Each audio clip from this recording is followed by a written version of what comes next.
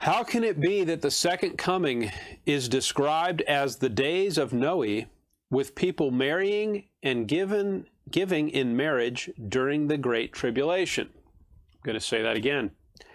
How can it be that the second coming is described as the days of Noe, with people marrying and giving in marriage during the Great Tribulation?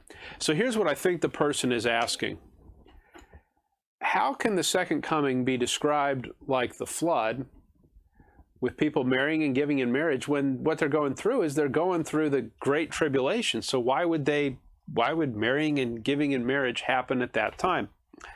Look with me at Luke 17. Luke 17. Luke 17 and verse 26. And as it was in the days of Noe, so shall it be also in the days of the Son of Man. Well, that's pretty clear. As far as Scripture is concerned, the days of Noah are a perfect metaphor, a perfect picture of what the days are like before the second coming.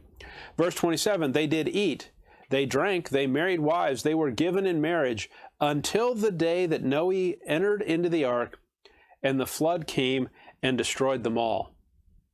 So just think what's happening in the days of Noah. So the flood is coming, and what does the vast majority of mankind do? They just carry on with business as usual. And by the way, that is frankly how most of life works. You know what happens, and I'm sorry this is the case, but you know what happens with people that die in traffic accidents? 10 minutes before that, they were going through their normal life and had no belief that their life was about to end. You know what happens to people that have heart attacks often is 10 minutes before it happened, they had no reason to suspect that their life was going to end, right? And that's just, that's how life is. Death doesn't give you a countdown clock. Now, our video staff is very helpful to you, right? They tell you the show's going to start in so many minutes, and you can plan your life around that, and you can time it and be prepared. Death doesn't do that, does it? A lot of times it just shows up, and people had no idea that was their day, but it is their day. Look with me at Matthew 24. Matthew chapter 24. Matthew 24. And let's look at verse 36. Matthew 24, 36. But of that day and hour knoweth no man, no, not the angels of heaven, but my Father only. But as the days of Noe were, so shall also the coming of the Son of Man be. For as in the days that were before the flood, they were eating and drinking, marrying and giving in marriage, until the day that Noe entered into the ark.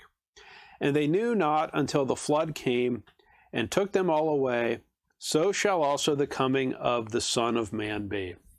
So you can see that it's a clear scriptural pattern that the days before the second coming are likened to the days before the flood. So to understand this better, get Genesis 6. Let's understand some things about the days before the flood. Now, while you're turning to Genesis 6, let me ask you this. Should the flood have snuck up on anyone? Should it have come as a surprise, a shock? Genesis 6, verse 3, and the Lord said, My spirit shall not always strive with man, for that he also is flesh, yet his days shall be 120 years. What God does is he gives 120 years of advance warning. He says, he didn't say, I'm going to flood the earth tomorrow. He waits 120 years. Get with me, 2 Peter chapter 2. 2 Peter chapter 2. Now here's a fascinating thing.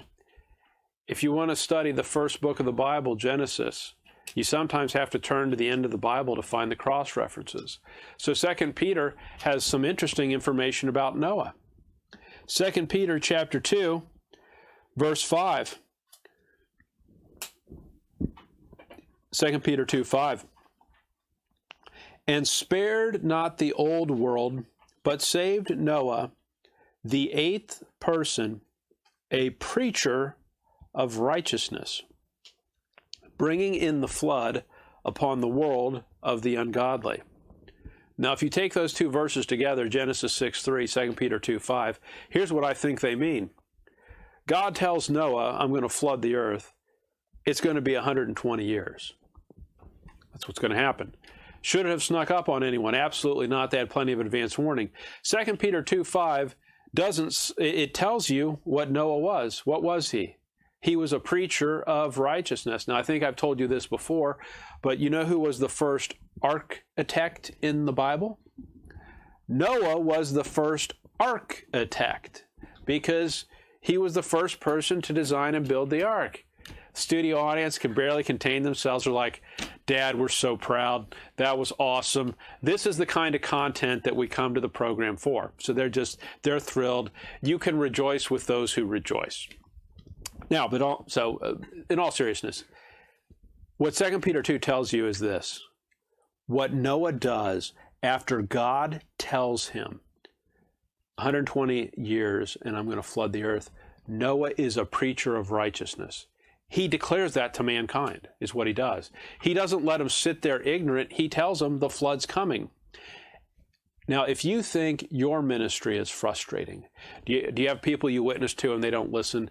Do you teach things and people, do they vilify you? Do they reproach you? Do they speak ill of you? Do all those things go on? I mean, those things happen in life, right? Imagine Noah's ministry. He's told the flood is coming. It's happening in 120 years. He's a preacher of righteousness. He preaches that for 120 years. And the only people he can persuade are his wife and his 3 sons. Isn't that incredible?